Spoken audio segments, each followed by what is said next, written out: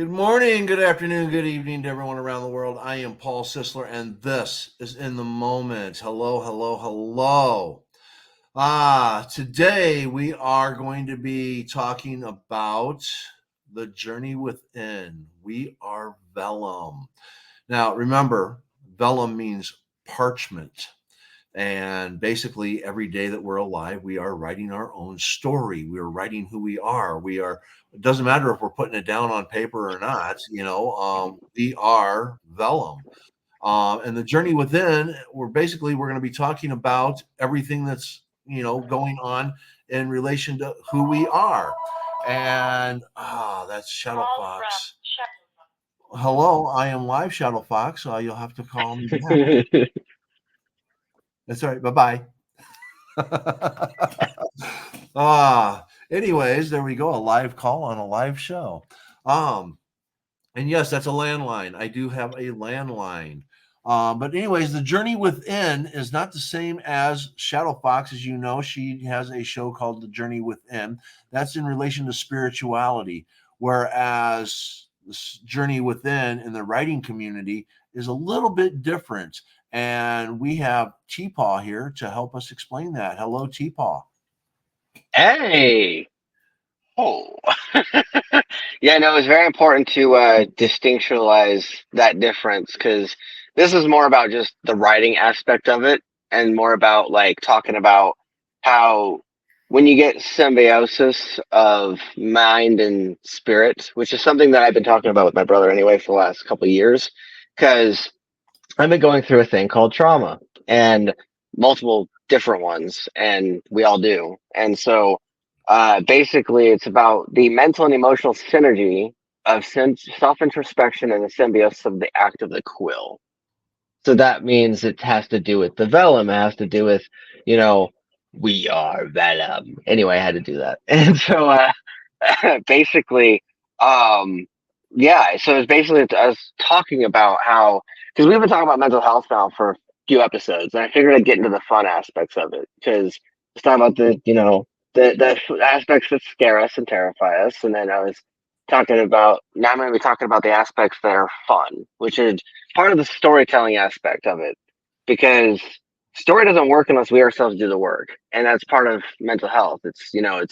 If you are lacking in one area, it's the same with gym stuff. I'll bring up gym a lot because it's my way of trying to recalibrate myself every day that I deal with stress or I deal with other things.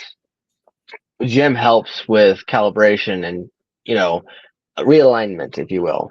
And so it's us taking and doing breathing techniques. If you do that, if you don't want to do that, it's fine. Um, and it's about every hero, villain, and anti-hero having the same requirements, rituals, routines in their own lives. So every time you read a story, you'll find out the character has things they do throughout their day before the inciting incident happens, and like all the things that factor into their existence, the things that make them who they are.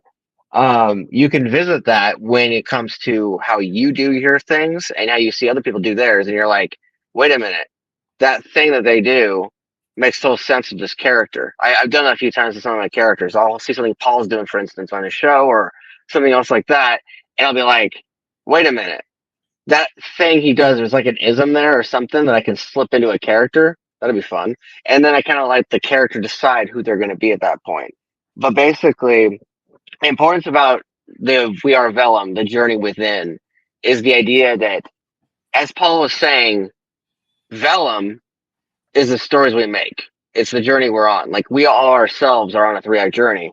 We're born, we have a childhood and teenhood, and then we have adulthood. And we often think that, especially with the way the movies paint it, the story, and if a lot of us are pressurized by, movies, TV shows, that sort of thing, the story often ends when the kiss happens or when they get married.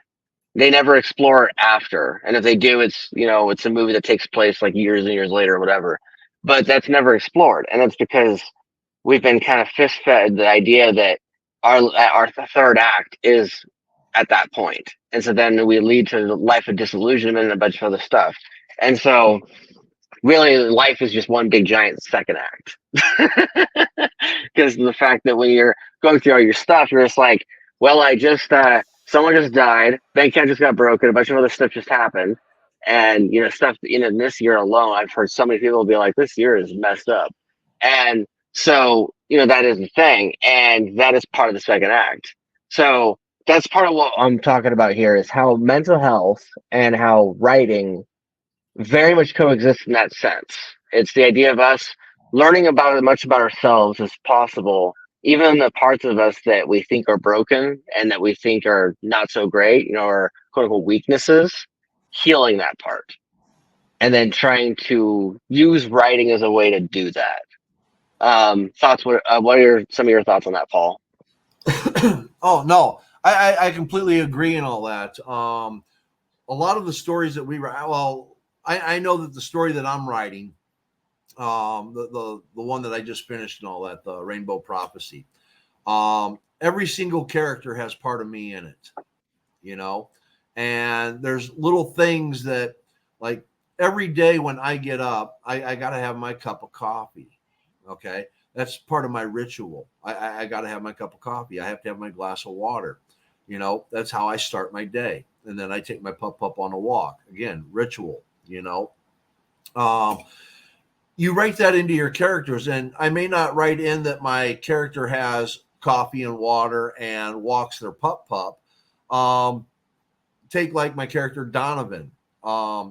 Anytime he gets stressed out or he wants to relax or he's finished a project, so it's like right before he's either going into something or after he's finished something, he's got to have his Blanton's bourbon and almonds. And that is part of the character. That is part of the ritual. So that is put into the storyline. Every single one of my characters has a type of ritual that they go about. And you'll start to make note of that. The more relevant the character is to the story, the more in depth you get with that character, and the more you bring that character to life. You know, Exactly. Because it's like because we're investing ourselves, right? Like we are taking. That's how I see it anyway. Like I usually joke around and say, "Well, I'm stealing this, and I'm going to steal a shade or something, and give that shade to this character." But really, it's just I'm investing that part or that piece of energy I have that's part of me, but also part of somebody else, and putting that in the story, and then letting it live within the character. Because a lot of our third acts at least in life. And this is something I was talking about with my brother the other day. We were talking about mortality, talking about spirituality. Like we go deep with a lot of it, and one of the things we talked about was that people often die before their time, or at least that's how we interpret it. And people often die, before they get to like really do the thing that they're trying to do with their life, or they die before they even think about it. And so this is also about appreciating our second act a lot because of the fact that we spent a lot of our first act dealing with trauma or having a relatively happy childhood, hopefully, and then spending our second act constantly trying to relearn how to be a human and trying to learn how to adult, like this constant, adulting jokes that my generation does and that the older generations have kind of caught on to. And then like there's the other stuff that goes on, and it's like I've been very much gravitated towards Shadow Fox's, Diana's, and like a lot of your podcasts because of the fact that there's like this quality to it that's important. It's that symbiosis. Like after COVID happened, and after a bunch of other stuff happened in the last few years, like we as a people have kind of entered a moment of disconnect, like an era of like, we believe it's the darkest time ever, and it's like a lot of people die, yeah. A lot of businesses folded, yeah. But at the same time, that's also part of the second act. Like right. we can find a way to recalibrate. We can find a way to reconnect. We can, somehow enter some sort of awakening, whether that's awakening within yourself or whether that's, you yourself, Paul, beginning to connect more to the cosmos, if you will, and getting your spiritual reawakening. And not that I'm saying that spirituality is a way of life. It's not. Not for everybody. But like it certainly has become a part of my life, and it's something that like it's not a straight cut answer either. That's the thing is I'm not here to talk to you about any of that stuff, right? I'm just Right. linking it to Vellum, linking it to writing. But Correct. basically, mental health is often invisible. It's often unseen.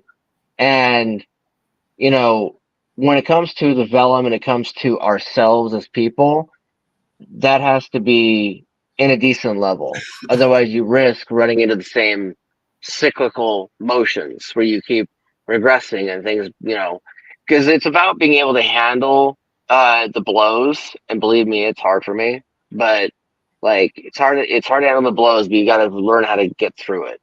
What are some of Mhm. your thoughts on that one, Paul? Well, when you're talking about the three acts and all that, Yeah. where basically and all that, it's the birth and growing up. It's the seeing life for what it is and learning, and then the second act is applying everything that you've learned, and the third act is you've had your accomplishment, and now you want to sit back and let everybody else enjoy the remnants of what you've produced. You know, um, when you look at our lives in that aspect, it's pretty easy to define the humanitarian aspect to it. But now you put that into a character. Okay. Um, my Iris, when she gets bitten, becomes a vampire. That's her birth. That's her now learning Hmm. the rules. And then now that she's learned the rules, now she's applying them. And then at the end, she gets to sit back and see the fruits of her labors, you know? So you apply all three of those acts. And then when you're looking at the mental health aspect that you're talking about and you're applying that, everybody has a story to tell in their life. They've had some kind of trauma of some sort or another. And what may be a trauma to you or I may not be a trauma to somebody else. And what somebody else has for a trauma may not be a trauma to you and I, you know? So people see things and interpret things and react to things differently. But those traumas that we have in our life that affect our mental health, whether it's for the good or for the bad, we put that into our writing. We put that into our characters. If you're someone that say grew up in extreme poverty, you're going to be including poverty in your story somewhere. It's going to be a Hmm. part of that story. If you were someone that has experienced SA or you've experienced violence or something like that, you're going to write that into your story. If there's been abuse, you're going to write that into your story. It's going to be a part of it because you want the world to see either something that you've lived or something that you've witnessed, and you want the world to know what it's done and how it affects people. So that's all part of what makes characters good because we can now connect with that character. And that's the difference between a good character and a bad character. If people can't connect with the character, then well, either the writer hasn't put the human aspect to the character, or the person that's reading it just hasn't experienced life. It's going to be one or the other. Valves in the comments. Hey, what's up? Hello, Valves. Thank you for joining us. Yeah, but Hey, that's Valves. how I see it. Yeah, no, I honestly, I feel like you're onto something there because, you know, as far as like that goes, I'm getting a phone call. I'm trying to ignore it. But basically, uh, as far as that goes, like when it comes to all that stuff, there are also multiple third acts too. Like, whenever we're dealing with like graduation or something like that, or events are happening in our life, like that's Yes. also a third act. It's a accomplishing a goal. And sometimes in some stories there are those things, whether it's our stories or somebody else's. But you're also onto something with the whole trauma thing too. So hang on, I'm trying to fix my audio.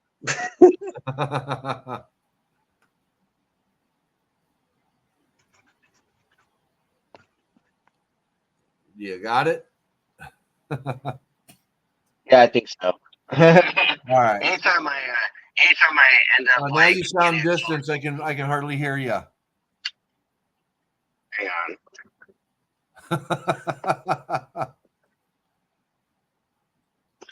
Can you hear me now? Yes, now I can hear you. Perfect. Perfect. Yeah, no, yeah, no, a lot of what you said though resonates because it's like whether it's life experiences, whether it's, traumas, whether it's any of that stuff. And like you were talking about how your characters and how you put things into them like that. Like I feel like with the stories I've written, especially with like Snake and the Dame, and like now I'm working on a duology. Basically it's two of those shorter stories woven into one big one. But Trinity's story is about sense of self, right? And Peter's is about a version of that. Like it's about identity. It's about learning about, legacy, that sort of thing, heritage. And you include a bit of like the interesting about my story though is that I buried a lot of the trauma within a mind wipe. So it's kind of like a trauma within a trauma because when they find out about the fact that their memories were suppressed in the story, that's another form of trauma. Because then you're like, wait a minute, how much of my life was stolen from me? And you start to wonder about that. But yeah, no, I feel like with this whole thing with reconnection to your sense of self is also extremely important and plays into this. You guys are talking about reincarnation, right? On your other podcasts. Um, yeah, kinda, sorta. My son literally asked about it the other day. Yeah. Like he's all like going, oh, daddy, what is reincarnation real? In fact, he was asking his mom first about it, and she's just like, buddy, yes, technically. And he's like, asking questions about it and stuff, but I figured I'd bring that up briefly because I remember there being something on the spiritual podcast that those guys have. I think it was Diana or Shadowfox had, where reincarnation was an element. But I used that in my own storytelling. Well, I've been using that recently. it's not so much reincarnation. I mean, yes, there are people that in the spiritual realm that believe in reincarnation. Um, there's also other aspects to it and all that. When you go to the laws of thermodynamics and all that, energy cannot be created nor destroyed; it only changes form. So, even though it may not be considered reincarnation, we do believe that our energy carries on. It may not be in the same form; it changes. So, in essence, I guess you could say that is reincarnation, just not back into maybe a human form. Yeah, Depending upon which belief system you want to take a look at, which philosophy, um, Buddhism, Hinduism, Taoism, um, you look at Christianity and all that. You die, you go to heaven. Your soul goes up there. And some of the others and all that, you might come back as a grasshopper or a fly or a cow or something or a tree. Others you are always reincarnated into another human being. So it just depends upon where you look at it, but energy can't be created or destroyed. It only changes form. So that's the aspect of spirituality in essence, no matter what aspect of religion or belief system or philosophy you may get into. but yeah, I mean reincarnation. If it's a thing at all, then it's going to be something that's universal across all boards. It is, it's not like you chose Disney Plus subscription and you get to watch Star Wars movies versus HBO Max and watching primarily DC. Like you're gonna, you can't pick and choose. You'll be like, oh, that's reincarnation. Okay, I guess it's coming back again at some point. Maybe next time it'll be a raccoon. but like, basically, I brought that up because like mental health is connected to it as well because it's connected to the aspect of whether or not you believe that you can be reborn as something, and that ties into people's recovery. But one thing I want to talk about as well as part of it is that it's often invisible, unseen, which plays into your placard that you now are going to be putting at the end of this thing, and something that we don't recognize long after our first trauma, which often is part of our first act. It's part of our childhood, part of our birth, part of our, you know, teenagehood. Especially if we have like if those of you guys that like myself that have had a rough teenhood. After all, a hero doesn't really start the journey until the inciting incident or the first trauma. When Luke Skywalker, loses his uncle and aunt. They don't touch it a whole lot later on in the story. But I sat there thinking about it one of the nights I was watching the parts of that movie, and I was like, did they ever touch on the fact that Luke just like witnessed like he didn't quite witness it, but he saw there was a double murder at his farm, and like they were totally torched. But they don't visit that a whole lot. But the story itself doesn't work commercially until it's actually done properly. Like just about every blockbuster movie, whatever thing you qualify as thing that counts as storytelling, they often will, maybe they'll skip a step or two when it comes to Hero's Tale because not everyone followed it all the way. But when they do it in the process of replaying pieces of the storyteller's own life. And I know for a fact that Paul has put some of himself into his characters. Like that's just the thing, the rule of law basically that we just discussed. And I do the same thing. Mental health, it factors in. We often believe scene wounds like scratch, stab, gunshot, something visible is a definite danger. But internal bleeding is almost always unknown because we can't see it. What I'm getting into in that is the fact that, when it comes to gunshot wounds, when it comes to any of that stuff, when you're bleeding inside, that's part of mental health. And when you tie that into writing, you're like, wait a minute, how much have I just destroyed my characters? It's just a thing. Right, right. I like how you call it a mental bleed. That Yes, going to get yes. mentally, and that would go into your PTSD aspect. Your post traumatic syndrome. You know, when you start looking at um like TJ in the beginning when I write about that, there's a scene where TJ gets brutally beaten by his father.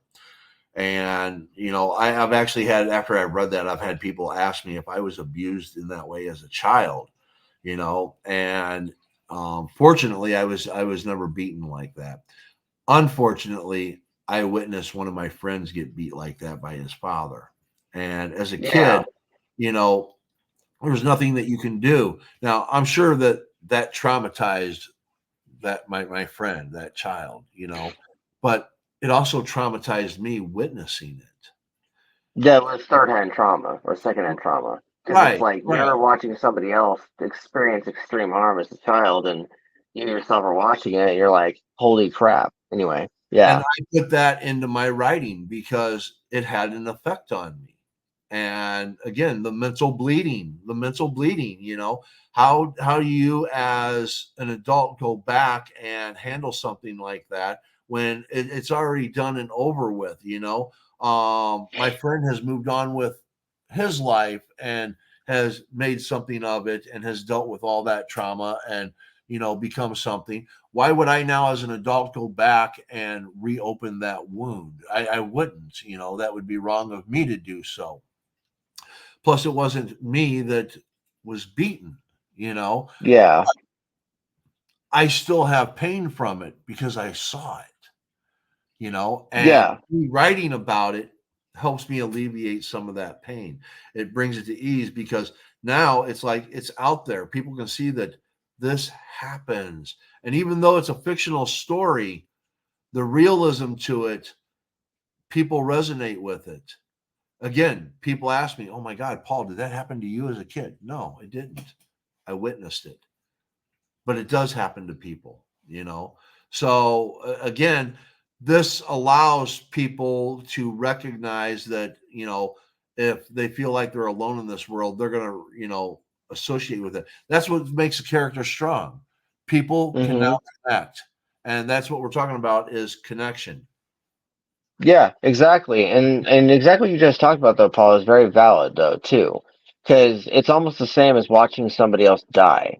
Like in fact, it pretty much is. Like I've now seen, when I was a child, I used to see animals die, in front of me, and that was traumatizing as a kid because I was very much an animal lover and still am, and very much, that sort of kid. And so when you see things like that, people say, "Oh, it's different when you see a human die." No, it's more like a gateway to that to death, because like when you see a human dead, um, if you're someone that appreciates life in general, it affects you the same. And like that's like for instance, why like when I was a kid, I used to have nightmares about the animals dying, right? And it was recurring, and it's because of how much it affected me. And so when my mom died, it was like absolute mental cloud of like, all that stuff. But basically, the mental bleeding that I talked about is what you're talking about. It's characters, it's the hurt, it's the experiences,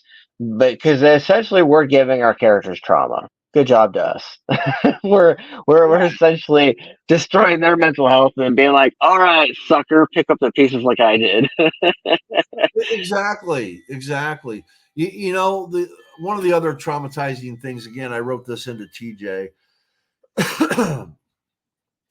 My wife, as you well know, and all that, she passed away from breast cancer, and I was her caretaker all the way up until the end. And when she went, um, there was this post-death breathing that goes on that's raspy, and it's it in itself is traumatizing. And again, My mom did that. I'm in my 50s, and that it traumatized me. It freaked me out. I went into a panic. I have the 911 person on the phone telling them what's going on, and they told me what I needed to do. But anyways, I wrote that into my story, that rasping, exactly as I experienced it. And again, people connected with that, because it brings a realism to the story itself. Even though it's a fictional story, it brings that realism. And for Yeah, me, it was a way for me to basically, it was so traumatizing to me. Again, I put it into my character to where it's something that is traumatizing in that world now. And people that read that are going to recognize that trauma. Again, the relatability, it makes a stronger character. Now, I'm not saying to use life's events as your way to um, um, make money. Use your life's events as a form of expression, because that's what writing is. It's a form of expression. and And healing. quite frankly, it's very helpful to my mental health. It helps me cope with everything. I get to take my reality and put it into a fantasy, and that lessens the trauma on me.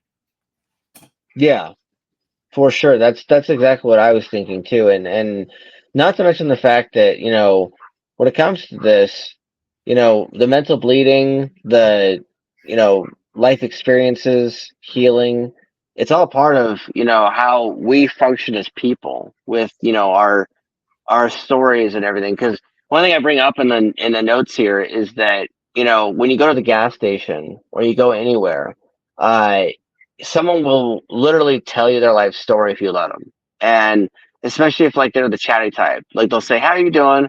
And you say like the complimentary, "How doing good, you?" And then like once you get past that initial barrier, they'll like see something on your clothes, or you'll end up bringing something offhand in that small talk, and it'll draw into this 10-minute story or this 30-minute story, and you're like, you get sometimes if you connect really well, you guys get so lost in the interaction that out of nowhere you're like, did I just spend 30 minutes doing that?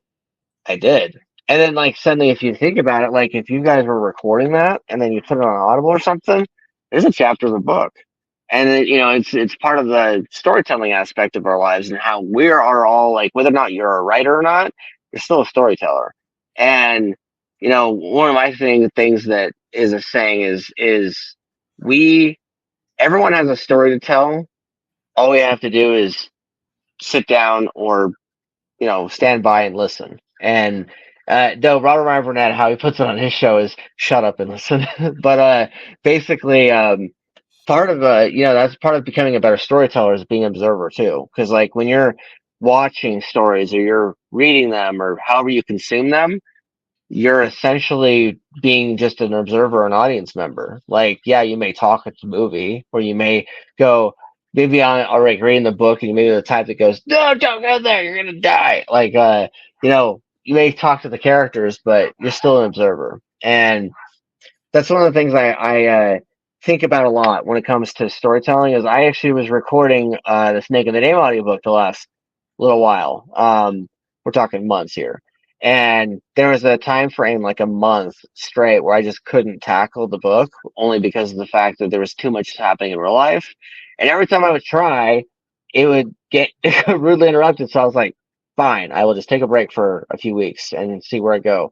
And then like after the few week break or 3 or 4 week break, suddenly out of nowhere, it was happening in quick succession. Like I did 4 chapters in one day, and that was doing using punch roll, like record, stop. Every time I mess up, record, stop. And basically it was allowing me to record what was needed only and then have very little to retract later or edit. And so the reason why I bring that up is because that's part of the storytelling aspect. It's my voice. You know, when you're writing it down on paper, you're writing it down. You're not orating it with your mouth, but you're still writing it down. You're still talking, like you're still, communicating. And so when it comes to mental health and how to verbalize that with Vellum, with writing, is Vellum is our way of coping. Vellum is our way of dealing with everything. Like even walking the dog. That's a happy memory right there, or should be. Like you're walking the dog and you're getting that sense of alignment with your pupperoo, with your companion, and that was something that I did for years with Aries. I would be walking him around the block, or I'd walk.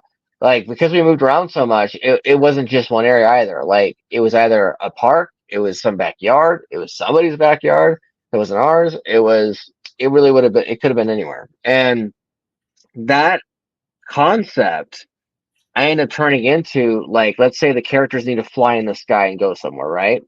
That is me taking and putting in the dog walk, if you will, into the story, because then like they're doing something together, they're moving, and they're going from point A to point B. It's almost the same thing. And so I put that in there. But like basically, when it comes down to it, like we need to be able to heal as people and enjoy the moment shared, because that'll help give us, if you write horror especially, that'll help give you punch for those, more intimate, softer scenes. Because a lot of horror movies, they lack that these days. They're like, oh, we're so invested in scaring you and doing jump scares that we're not building the characters into somebody that you can relate to or somebody that you would care about dying. And so the smaller intimate scenes feel half-assed, or they don't feel fully developed. And that's something that I myself, when it comes to writing, I like to be a mutt, kind of. Like I like to be like, okay, there's horror, but like, how do we put in a happier scene? Because we have to have something that the audience wants to fight for themselves. Like when they read this book or when they experience this story, they're also fighting for this. Like we're giving the character something to fight for, and we're showing them what is worth it by going through the fight. But we're also showing the audience what's worth it, because then the audience will that story will be playing in their head while they're dealing with their next crisis, because they'll be like, wait a minute, Harry did this. What am I going to do? Or insert whatever character here, like whether it's Frodo, whether it's Gandalf, whether it's any character that you like, that you identify with. It's like, what would that person do? Is usually what goes in our head, because we are so in that moment mentally fluxed and mentally just vexated that we end up in a position where we're not thinking correctly. And so therefore we go, what does our fiction heroes do better? But basically, that's kind of what is part of this. And you mentioned about book sales, right? Commercialism drives our commerce of life. It drives stories. Powers the engine of the industry of our dreams. Like, you know, by the way, I like the line I put in there, but like, sheds the skin of creativity and wins like an Ouroboros, a never-ending ticking clock of doom and childlike glee. I made sure to put in life and death in there in like a theme, because of the fact that it does. Like we are very much the three things that bring people together in real life outside of fiction. Because when you put them together in fiction, this no longer applies. But marriage, birth, and death. Those are the things, all in babies. Like those are the things that primarily bring people together, and it can still apply because, like, say you're watching a cop show and you're seeing like a very intimate food setting, and then suddenly you find out somebody in the story had died. Suddenly they're at a funeral, but then like 6 episodes later, someone's having a kid. Those are things that bring those characters together. They're the link of intimacy, if you will. So it still applies. But that's kind of some of the stuff that I wanted to talk about today, which is talking about how we are. As I made the joke in the very beginning, we are Vellum, because it's like, because when you think about it, the character that I'm making an impression of is of course Tom Hardy slash Eddie Brock, and with Venom, and the thing about those two characters is you'll be like, well, why are you bringing up Venom? Why are you making those jokes? It's like Venom is literally the representation of symbiosis.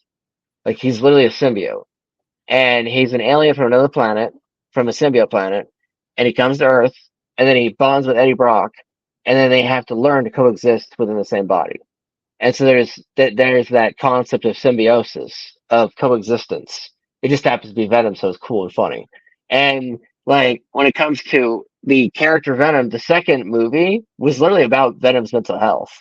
If you really think about it, because it was about him learning who he is as a person, his identity, and he's considered a loser on his home planet. So he's already experienced a sense of defamation, sense of identity, fizzling. Like he's experienced all those things, and that's part of what I'm talking about here.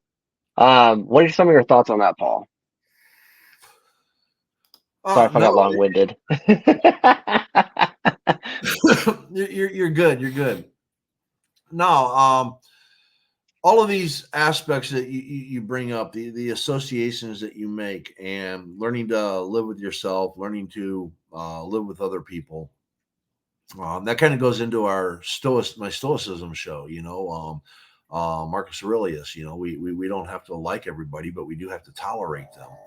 And if we take those aspects of likes and dislikes and we apply those to our characters, we apply that to their relationships, how they interact with each other. Again, it creates that realism, and that's what we're looking for, is that realism.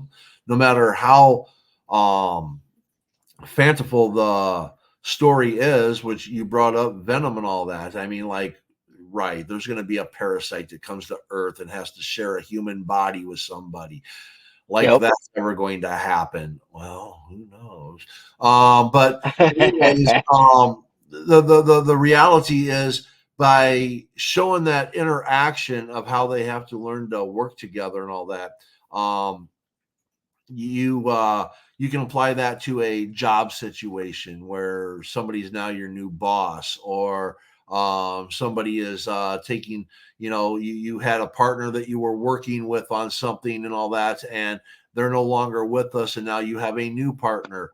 You can take that back to the Dirty Harry movies, okay, with Clint Eastwood, Dirty Harry, and how he gets a new partner, but he likes to work alone.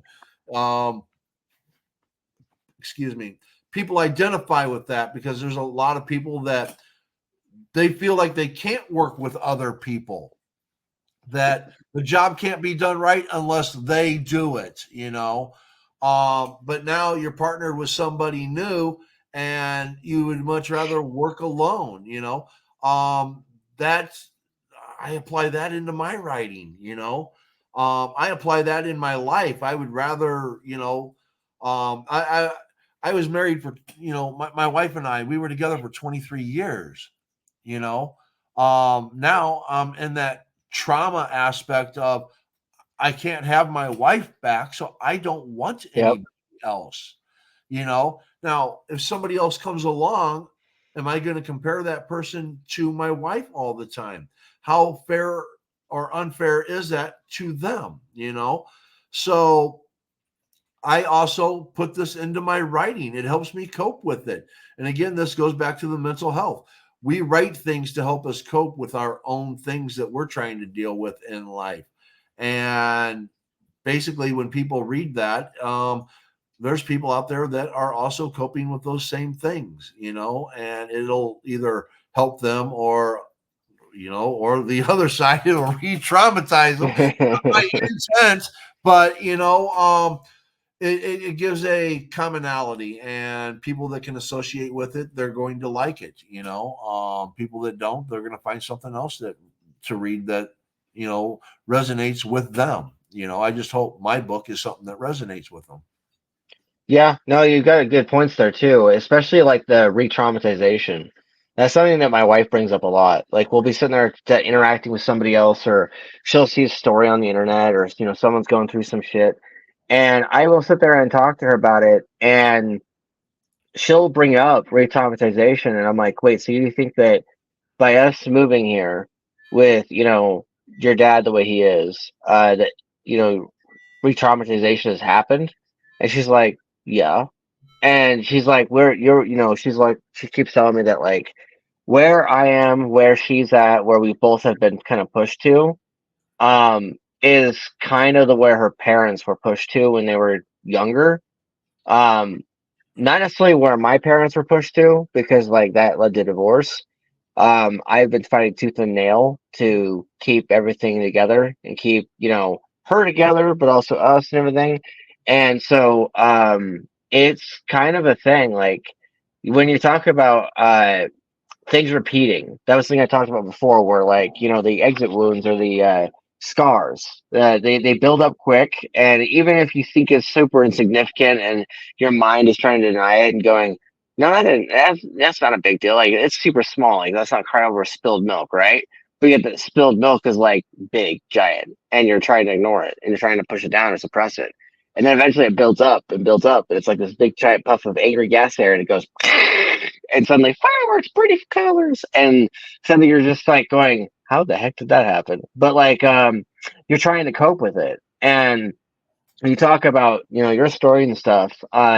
Peter, my main character, he refuses responsibility multiple times in Snake in the Dam, and it's going to come back to bite him. Um, but how does he deal with the trauma, getting burned, nearly alive, like he pretty much almost died? He deals with uh his dad talking to him about responsibility, going to court, things like that. Stuff that a teenager would be like, I don't want to do my homework. Like, why would I want to do that? I just want to have fun with my friends and do other me stuff. And the dad's just like, kid, court, duties, responsibility. And so he's got his own fair share of traumas.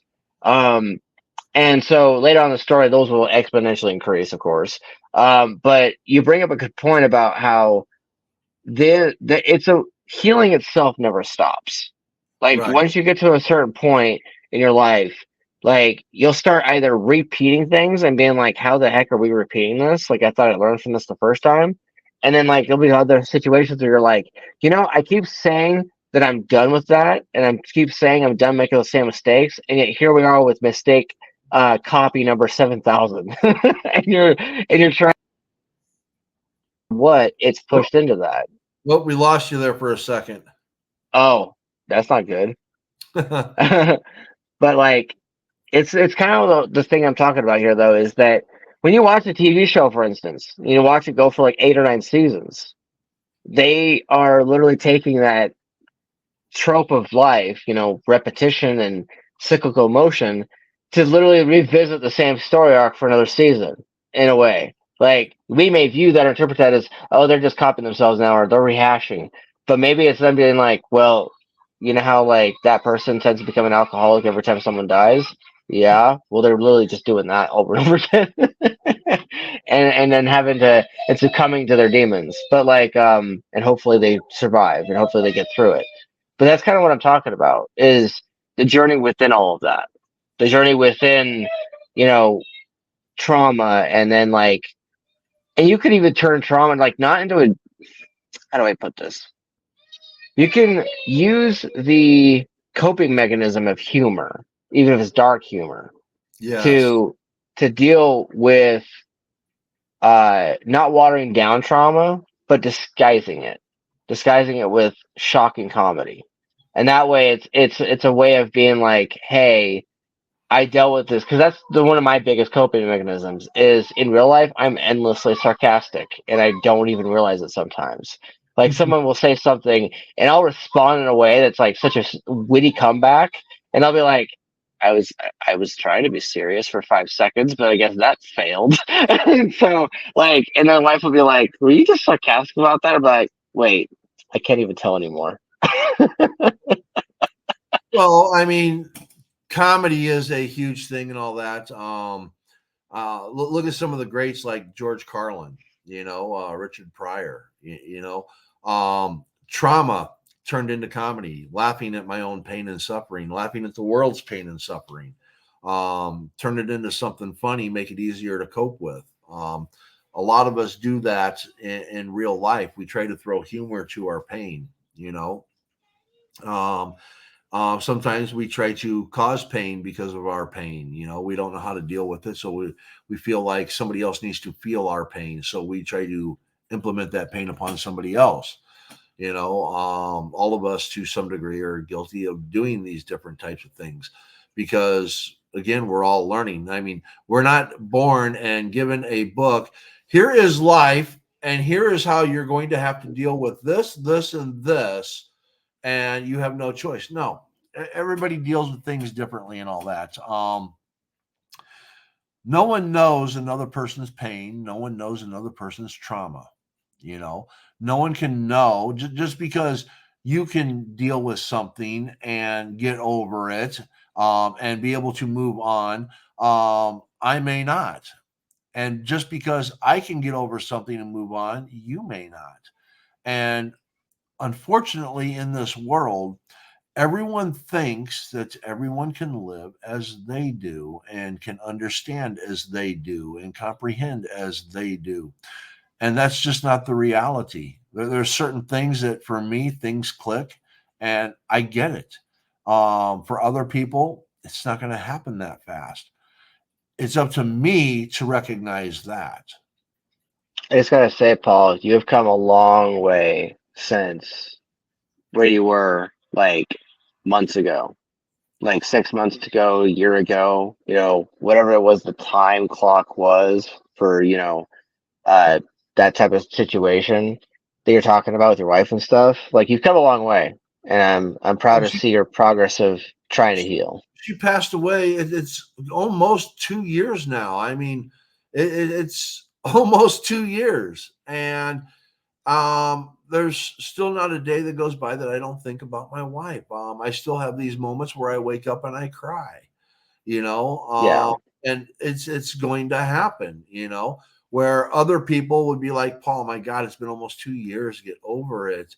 Um, that's not how it's not how my grief works, you yeah. know. I would never tell you that. That's No, just I know you after. would, Yeah, but there are people that they don't know how to sit. They don't know how to stand back and observe. For one, okay. Two, they are self-serving. They don't know how to serve self. And if you can't serve self, you can't serve others. And that's another aspect and all that, of writing. You have to be able to serve self before you can serve others, and you have to you have to like what you acknowledge. write. Yeah, and you have to acknowledge your own shortfalls. You have to be willing to look at yourself and say, I can do better here. I can be a better person here. I can change this aspect of my life if I really wanted to and be better. And that's part of where writing comes in, and not just writing, but reading. I hate to say it, but a lot of people don't read enough today. I've seen this decline just in the last 20, 30 years of my life and all that. People aren't as well read as what people in my genre are, people in my age era. I'm 54 years old. Um, I've probably read, God, probably at least 200, maybe 300 books in my lifetime here. And that's a lot of books, you know. Yeah, it Um, is. and I love to read. And here in my latter years, it's harder to find time with everything that I have going on. But I think people need to read more, and I think people need to get out pen and paper and put thoughts down more. I think people would learn more about themselves if they did that, and that goes back to the mental health aspect. Um, a lot of people are used to going to the doctor, or used to going to their friends, or used to going to their online social media, and are told what's wrong with them, and well, I need to work on this. How about you write down what you think is wrong with you and go back 6 months, and then 6 months down the road, go back and read it and be like, oh my God, I can't believe I used to think that way. Am I still like that? Wow. Is this where my thought process goes? These are the things that can make you a better person. Yeah. And you might already think you're a good person. Well, I used to think I was a good person. And then you do a self evaluation and you realize, I really don't like that about myself. I need to work on that. I could use some improvement. Um, Writing helps with this. And me putting it into my characters, when a character takes on its own life and it starts to write itself, that also helps you reflect, because your characters are going to do that. If you're truly a writer and you're writing a character, that character writes themselves. Yeah, they do. I was actually experiencing a new shade of my main narrators with the sequel because it's acknowledging the fact that in the story time frame 5 days have passed, and that in the sequel it's talking about what's happening to the characters now in the story in that context, and it's identifying the shades that will be explored, the flavors that will be touched on, because characters, much like people, should change. I firmly believe that by the end of the story the characters should be different, or at least the way that they talk should be Yes. different, and that they Yes. should be evolving and changing just like we do as humans. Because I'm not the same person I was 10 years ago. I'm not even the same person I was 5 years ago. Like Yesterday. Carnage, yeah, Carnage. Yesterday, especially Carnage. And brother-in-law, one a guy I go to the gym a lot. You've probably seen him on Twitter a few times. He him and I were talking about how in the last few years he's seen a giant change in me. Not because I talk about how he changes or he fluctuates a little bit from time to time, and I'm very much commentate on our growth experiences. But he especially made it a point to be like, yeah, no, you are not the same teapot that you were like 3 or 4 years ago. Whether or not it was your mom's death or like your dog's death or any of that stuff. He's like, you've gone through hell the last 3 or 4 years. He's like, there's no other way of putting it. You have, and yet you've kind of really done your absolute hardest to rise above everything, persevere, and grow. He's like, because before you were using uh whatever pharmaceutical drugs or whatever else that was there at the time, you were using it to try to cope and try to keep yourself together, and you were appearing like you were codependent on it, but then you just broke away from it all and said, no, screw it, I'm done with that for year or two. We'll see how I am, after the year or two. But let's work on healing. Let's rip open that band-aid and let the blood flow, and then Yeah. let's apply some antiseptic. And it's the normal stuff that I remember doing as a kid with my own body, like when I scraped myself or when anything else happened. You just withdraw for a little bit from whatever you were enjoying or whatever you might have been indulging in too much, whether it was candy, video games, whatever it was, and just return to it after you've gotten that healing. Though when it comes to candy, I can't help it. Halloween happens, and I'm just like, let's pig out. But yeah, as far as that goes, we are vellum, the paper of our lives being etched with the bloodshed of our innocence, painting our tales on black and red. Often red, I thought this was a funny editor joke, but often red are attempts to correct our mistakes, and black with the tears and tears shed over our existence. There's a mark on my screen. It was blocking the word. But yeah, basically that's, I actually liked what I put there too. I was like, God damn it, I'm writing notes for a show, and yet here I am being, poetic and waxing whimsy. Yeah. Can't Yeah. stop myself. Yes, absolutely. And I'm going to pull a little thought out from the Journey Within, Shadow Fox Diana Journey Within, to our Journey Within, where there's a semblance and all that. When you're writing, um, one of the things that I'll hear on the Journey Within is a man walks into a river, comes back out, and then a week later, a day later, a month later, a year later, walks into the river and comes back out. It's not the same river, and it's not the same man. Hmm. Okay. When you're writing a character, by the time you get to that end, even if that man walks into that same river, it's not the same man and it's not the same river. It's all changed. It's all different, you know? And that's what you want with your characters. I like to reference Andy Sipowicz from NYPD Blue a lot. Um, you're talking about a drunk alcoholic that's very, very angry. And then by the time you've gone through all the seasons, you see his growth every season. You see a better Andy Sipowicz every single season. And by the end, at the beginning, you hate Andy. You do not like Andy. You're not supposed to like Andy. He's an asshole. By the last season, you love Andy because of how much he's grown, you know, how much of a better person he's become. So, whatever character you're writing, whether it's a good character or a bad character, you have to have that character grow. Even if that character is a bad character and they're supposed to become more evil, that's still growth. Yes, it's still growth. It's still Okay. them learning and becoming more cruel and more sinister. And then you're starting to identify with it because maybe the author is smart and throws in ways of justifying their actions and adding in those little nuances. They're not just a Right. muhahaha villain. Now they're Yeah. a relatable Well, character, and you're just like, what the hell? it's I'm like my relating to this character. bastard. It's like my character Jameson. It starts out and it's just like, my God, he's a sadistic ass. My God, I really don't like him. And then by the end, you're just like, oh my God, he is evil. He's got to die. I hate him.